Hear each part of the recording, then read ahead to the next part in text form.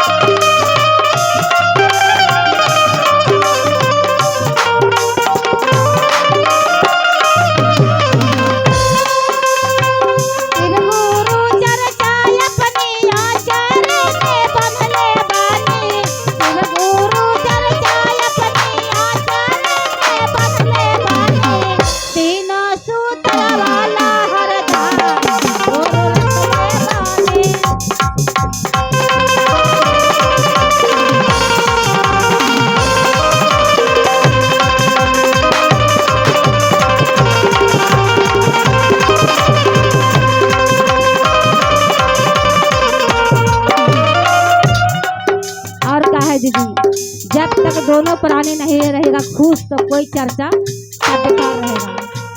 इस अंतिम कड़ी में क्या कहते हैं, कटी गईले दुखवा